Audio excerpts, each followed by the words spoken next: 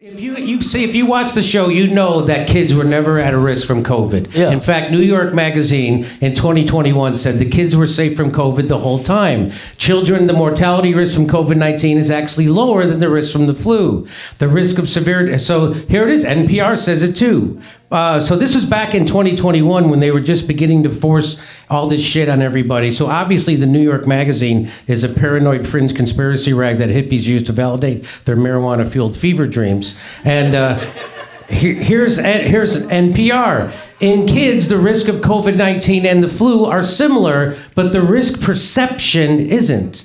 According to the CDC, among children, the mortality risk from COVID-19 is actually lower than from the flu. That's from the fucking CDC back in 2021. The risk of severe disease or hospitalization is about the same. This is true for the much worried about Delta variant. It's also true for all over other variants and for the original strain. So you've got a better, so if you're a kid, you've got a better chance of being killed by Delta Airlines than you did from the Delta variant, okay?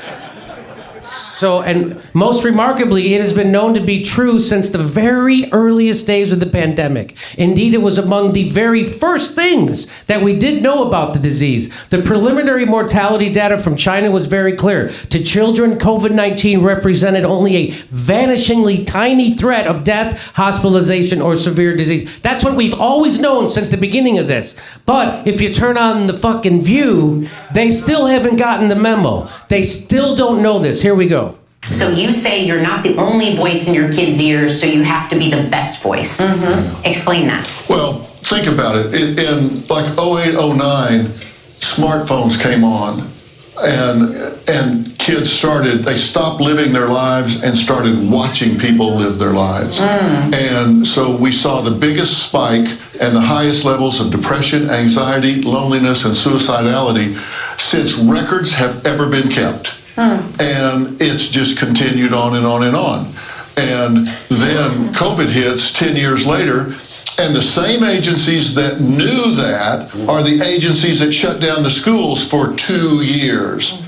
Who does that? Who takes away the support system for these children?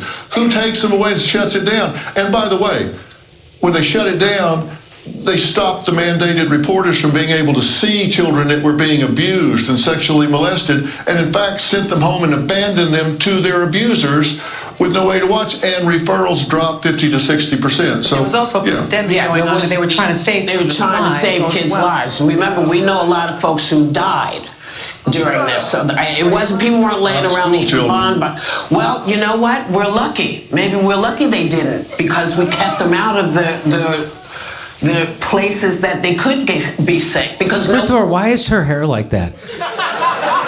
Is she on a warpath or something? No, but she looks like she's a predator right now. Like, does she have Mad Max hair just in time for World War III? Man, okay, here we go. I wanted to believe we had an issue. Are you saying no school children died of COVID? I'm saying it was the safest group. They were the less vulnerable group, and they suffered and will suffer more from the mismanagement of COVID than they will from the exposure to COVID. And that's not an opinion, that's a fact. Uh-oh, he just doctor-splained.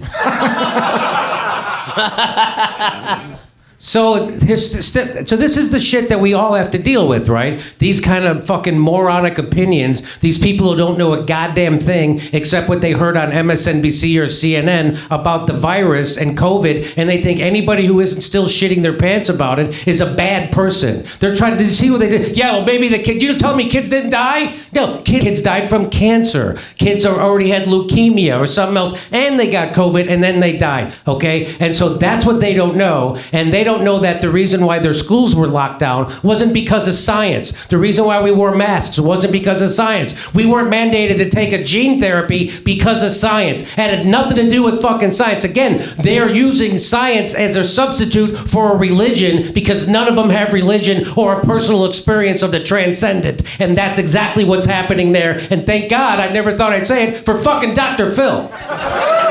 Wait, when he was on Star Trek, that's kind of like being a doctor. No, I ton of respect for him for that. That was, and when he throw in the "I'm the doctor, you're not," I love that at the end.